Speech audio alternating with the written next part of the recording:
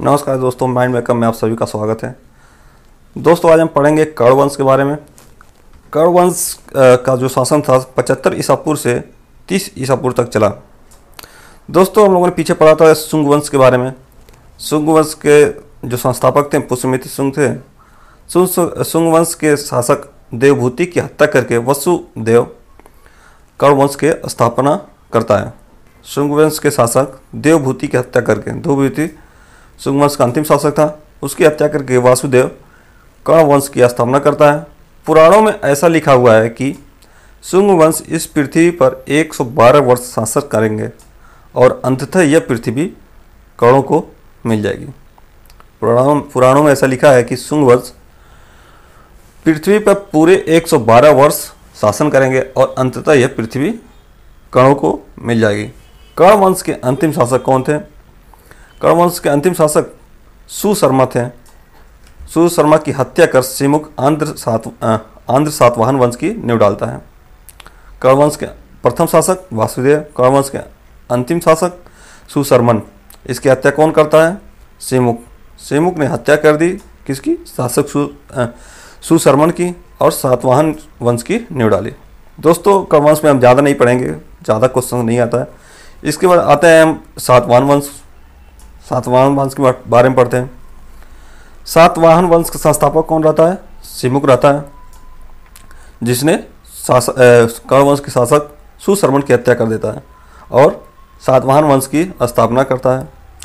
सातवाहन वंश का पीरियड जो होता है 300 ईसा पूर्व से 200 ईस्वी तक चलता है। पुराणों में इसे आंध्र कहा गया है और अभिलेखों में इसे सातवाहन, इसलिए हम लोग मिला पढ़ते हैं, इसको आंध्र सातवाहन कहा जाता है। पुराणों में इसे केवल आंध्र कहा गया है और अभिलेख जो मिले हैं उसमें सातवाहन नाम से वर्णन किया गया है। इस वजह से आंध्र और सातवाहन दोनों को मिलाकर हम लोग क्या पढ़ते हैं? आंध्र सातवाहन वंश। ठीक, इनको दक्षिणाधिपति कहते थे। किसको कहते थे? आंध्र सातवाहन वंश को दक्षिणाधिपति कहते थे। इनके द्वारा जो शासित प्रदेश होते थे, जिस पर ये राज्य करते थे, उसको दक्षिणापथ कहा जाता था। इनको क्या कहा जाता था? दक्षिणाधिपति। इनके द्वारा शासित क्षेत्र को क्या कहते थे? दक्षिणापथ। इनका जो क्षेत्र था महाराष्ट्र से लेकर आंध्र प्रदेश के आसपास वाले क्षेत्र इनके क्षेत्र थे। ये मूल निवासी महाराष्ट्र के थे। मूल निवासी कहाँ के थे? महाराष्ट्र के थे। इनकी राजधानी जो थी प्रतिष्ठान थी। प्रतिष्ठान किसकी राजधानी थी? आंध्र सातवाहन वंश की राजधानी थी।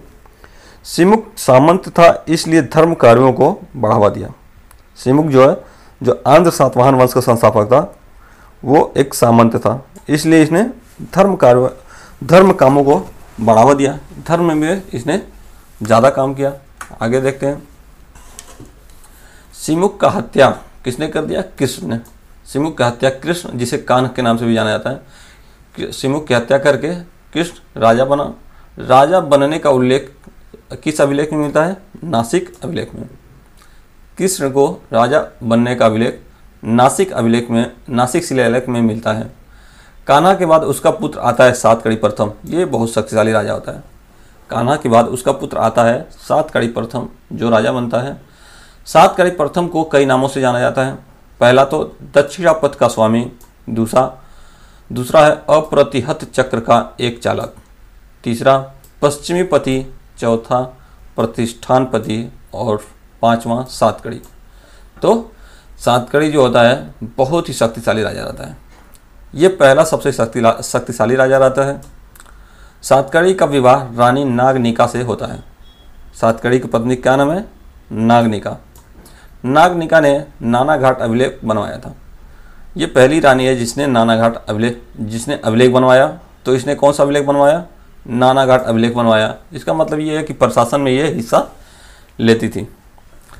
अच्छा, ब्राह्मणों और बौद्धों को भूमि दान देने का पहला साक्ष्य इसी अभिलेख में मिलता है। ब्राह्मणों और बौद्धों को भूमि देने का साक्ष्य किस अभिलेख में मिलता है? नानाघाट अभिलेख में। नानाघाट अभिलेख किसने बनवाया? नागनिका ने। नागनिका किसकी पत्नी थी? सातकड़ी की। ठीक, अब आगे देखते हैं। सातकड़ी जो है 2 अश्वमेध यज्ञ और एक राजसूय यज्ञ करवाया था। अश्वमेध यज्ञ क्या है? वही जो मैंने बताया था कि राजा यज्ञ करता था, घोड़ा छोड़ता था, घोड़े के पीछे गुप्तचर लगे रहते थे, 2 साल 3 साल घोड़ा घूमता था, अगर किसी ने पकड़ लिया तो उसको 7 कड़ी उसको राजा से युद्ध करना पड़ता था। तो ये अपने साहस या उत्थान के लिए ये कराया जाता था।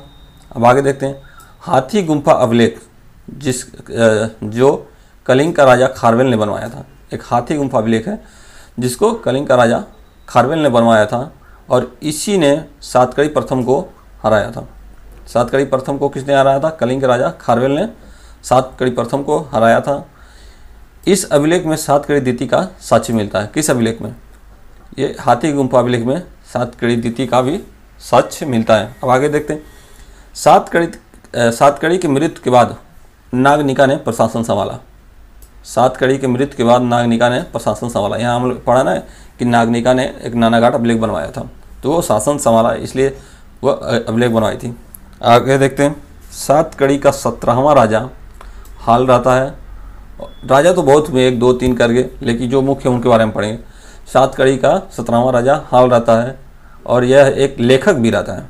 राजा हाल जो है एक लेखक भी रहता है, जिसने गाथा, सप्तशती, प्रेम गाथा जैसी पुस्तकों की रचना भी करता है। आगे देखते हैं, हाल की उपाधि जो थी वेबकट, राजा गज, विंध्य नरेश, इन उपाधि से हाल को जाना जाता था। और एक और सबसे बड़ी उपाधि थी त्रिसमुद्रम।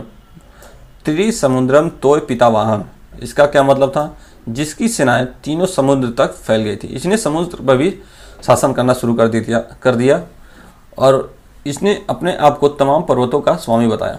एक ऐसा राजा था ये जो पर्वतों पर भी अधिकार कर लिया और समुद्र पर भी अधिकार करना शुरू कर दिया था। इसको अदिति ब्राह्मण कहा जाता था। किसको कहा गया? हाल को अदिति ब्राह्मण भी कहा गया। इसी वंश में शीशे के सिक्के चले थे। शीशे के सिक्के किस वंश में चले थे? तो आंध्र सातवाहन वंश में शीशे के सिक्के चले थे। भड़ौज प्रमुख बंदरगाह था। भड़ौज आंध्र सातवाहन वंश का प्रमुख बंदरगाह था, जहाँ से एवन के सिक्के भी खूब चलते थे, जहाँ से एवन के सिक्के खूब मिले हुए हैं। ठीक, आज के लिए दोस्तों इतना है।